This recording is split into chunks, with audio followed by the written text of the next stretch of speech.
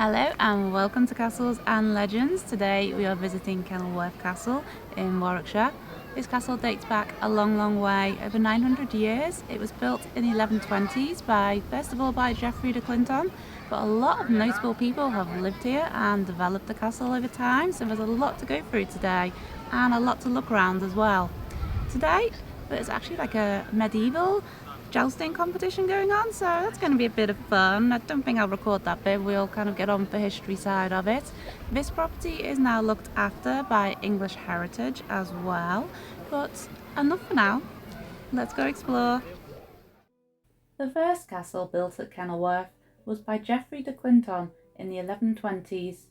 Geoffrey was Lord Chamberlain and Treasurer to Henry I and was later made Sheriff in Warwickshire.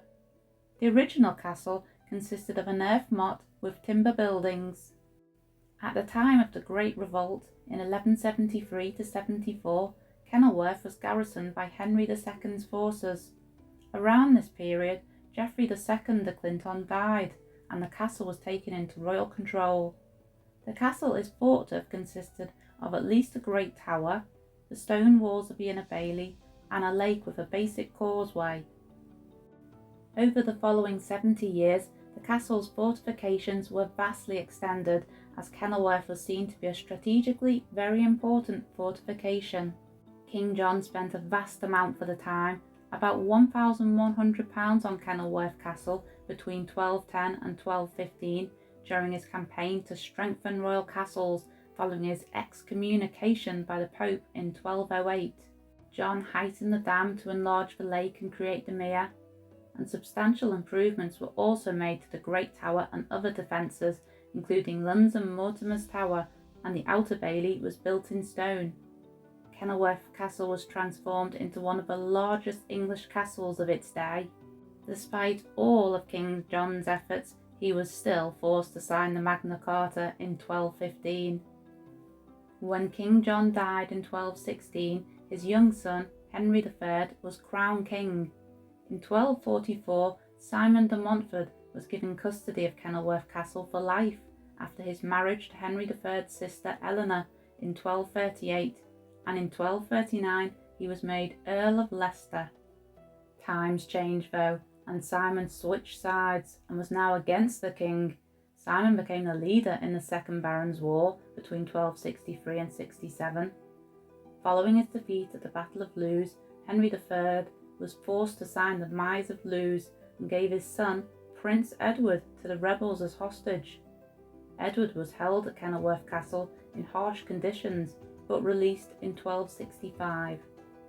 Edward and his royalist forces then went on to defeat and kill Simon de Montfort at the Battle of Evesham on the 4th of August 1265.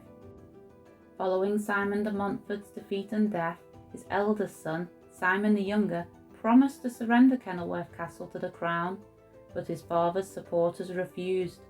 When Henry III sent a messenger to collect Kenilworth Castle's keys as promised, rather than hand the keys over, they chopped off the messenger's hand. Henry III was outraged, and on the 21st of June 1266 an all-out siege began. Kenilworth's water defences prevented the undermining of the castle walls, so royal forces set up stone-throwing machines to the north, facing the Great Tower, and to the south across the mere. These machines had little impact, and Henry III had to send to London for trebuchets, the most devastating siege weapon at the time, capable of hurling stone balls weighing up to 300 pounds with surprising accuracy. Henry eventually summoned a parliament to Kenilworth, and the Dictum of Kenilworth was put together, which would allow the rebels to repurchase their confiscated land, but they would have to pay hefty fines. Food ran out and disease was rife within the castle. Eventually they surrendered Kenilworth on the Dictum's terms on the 14th of December 1266. Now that Henry III finally had Kenilworth Castle back, he granted it to his younger son, Edmund, who in 1267 became Earl of Lancaster. At the time, the tales of King Arthur were particularly popular, and at Kenilworth, Edmund held an Arthurian round table which consisted of a series of tournaments and festivities over 3 days. Over 100 knights and their ladies attended, including the royal favourite Roger de Mortimer and Edmund's brother, King Edward I. Kenilworth passed to Edmund's son Thomas, who liked to entertain on an even grander scale. Thomas built the first Great Hall between 1313 and 17. He constructed the Water Tower and a new chapel dedicated to St Mary in the Outer Bailey. He also added 800 acres to the chase. The castle fell back into royal custody after Thomas rebelled against Edward II, and after being captured at the Battle of Boroughbridge, he was executed. The castle did not leave the House of Lancaster's ownership for long. In 1326, Thomas's younger brother, Henry, captured Edward II in South Wales and brought him back to Kenilworth. It was in Kenilworth's Great Hall that Edward II was forced to abdicate, and in 1327, Kenilworth Castle was formally restored to Henry. Kenilworth passed down to Henry's son, Henry of Grosmont, and then to Henry of Grosmont's daughter, Blanche, who married John of Gaunt. John of Gaunt was the fourth son of King Edward III, and after the premature death of his older brothers, he became extremely influential in the English government. After marrying Blanche, he became Duke of Lancaster and acquired his wife's extensive Lancastrian estates. Blanche died in 1368, and Gaunt got remarried in 1371 to Constanza, the daughter and heiress of a recently assassinated King of Castile and Leon in Spain. From then on, Gaunt called himself King of Castile and Leon, and he also intended to have a home fit for a king. Gaunt began major new works at Kenilworth Castle in the 1370s that were modelled on his father's new dwellings at Windsor Castle. Gaunt rebuilt the Great Hall, Strong Tower, St Lo Tower, and improved the apartments, services and kitchens. In the early 1390s, he also carried out major repairs to walls, gates, bridges and the Great Tower to ensure the safety of his jewels. After John of Gaunt's death, Kenilworth passed to his son, Henry Bolingbroke, who rose to become King Henry IV. Kenilworth was back in royal ownership and became a favoured residence of Lancastrian kings. In 1414, it was within Kenilworth's Great Hall that supposedly King Henry V received the insulting gift of tennis balls from the French Dauphin, which resulted in war that ended in the famous victory at Agincourt in 1415. Henry was also responsible for creating the Pleasure of the Marsh out of wasteland at the end of the mere. Here he built a lavish manor house with gardens that were surrounded by a double moat and harbour. Kenilworth remained a firm favourite residence for the following kings. Henry VII regularly visited, and Henry VIII appointed Kenilworth as one of the 3 ancient castles that were to be maintained. In 1553, Kenilworth Castle passed from royal hands to John Dudley. John Dudley rose in status due to his military service during Henry VIII's reign and became a leading political figure under Edward VI. John had grand plans for Kenilworth and built the new stable block and widened the tilt yard, but any of the plans were cut short when he was executed in 1553 by Queen Mary for attempting to place his daughter-in-law, Lady Jane Grey, on the throne. In 1563, Queen Elizabeth I restored Kenilworth Castle to John Dudley's son, Robert, Earl of Leicester. Leicester was a favourite of the Queen, and they shared passions for riding and dancing. Their closeness did waver following the suspicious death of Leicester's first wife, Amy, when she was found dead at the bottom of a flight of stairs in 1560. Leicester was intent on winning back his favour with Elizabeth and persuading her to marry him. Leicester resumed his father's ambitions of modernising Kenilworth in order to attract Elizabeth's attention. Leicester employed the architect William Spicer to rebuild and extend much of the castle to provide modern accommodation for the royal court. One building was Leicester's building. At its full height it was 4 stories high. The building was aimed to impress Elizabeth. As the Queen loved dancing so much, he added a dancing chamber for her. and no great Elizabethan house or castle would be complete without a wonderful garden, and Leicester created a stunning privy garden to entertain the Queen. Leicester's work paid off, and Elizabeth visited Kenilworth 4 times. It was not until her final visit in 1575 that Leicester's renovations had been completed, and Leicester put on a no-expense-spared show in a final bid to win the Queen's hand in marriage.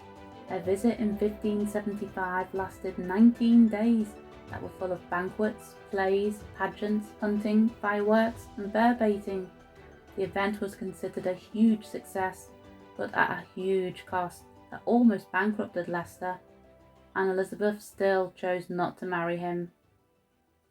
Following Leicester's death in 1588 without a legitimate heir, the castle first passed to his brother Ambrose, Earl of Warwick, and then to his illegitimate son, Sir Robert Dudley.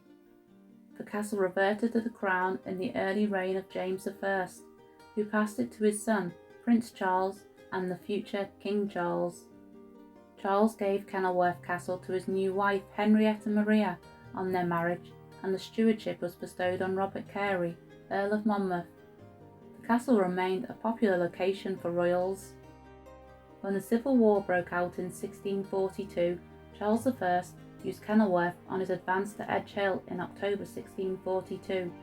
Following the inconclusive outcome of the battle, Charles withdrew his garrison at Kenilworth, and the castle was then occupied by the Parliamentarians. The castle saw little more action during the war and remained largely unscathed. Following the end of the Civil War and the Parliamentarians' victory, the former stronghold of Kenilworth Castle was ordered to be slighted by Parliament. One wall of the Great Tower and various parts of the Outer Bailey and the battlements were destroyed. Colonel Joseph Hawkesworth, who had overseen the castle's slighting, acquired the estate for himself. He converted Leicester's gatehouse into a residence, part of the base court into a farm. Many of the other remaining buildings were pillaged for materials. It was around this period that the mere was also drained. In 1660, Charles II was restored to the throne as king, and Hawkesworth found himself evicted. Charles restored the castle briefly to his mother, Henrietta, but following her death, he granted Kenilworth Castle to Sir Edward Hyde. The castle continued to be used as a farm by Hyde and successive owners, with Leicester's gatehouse being the principal dwelling.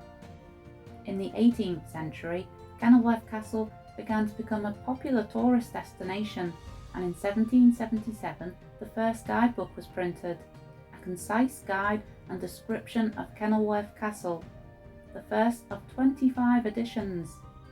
Despite the castle's popularity, the ruins were left to deteriorate further. In 1837, 30 tons of stone came crashing down from the northwest turret of the Great Tower. Following this incident, attempts to prevent further damage were made. In 1937, Kenilworth was sold to the industrialist Sir John Sidley, who resided at the gatehouse. In 1958, Sidley's son gave the castle itself to the town of Kenilworth, and the town council still remains the legal owner, although in 1984 English Heritage became responsible for the care of the castle. In the late 2000s, English Heritage attempted to restore Kenilworth's Elizabethan garden, and the castle is open to the public to visit. We have today thoroughly enjoyed exploring Kenilworth Castle. There's a lot of history here. A lot of notable people have lived here over its 900-year history, and there's a lot still to see. Despite it being in a ruinous condition, there's a lot left to look around. We have also very much enjoyed watching those knights jousting today in the medieval tournament, but that happens only I think once or twice a year, so check the website for the dates if you do want to come when it's on. And I think that's about it for today, so I'm going to say thank you so much for watching. Please hit that like button and subscribe if you have not already to come and join us on our next adventure. Bye for now.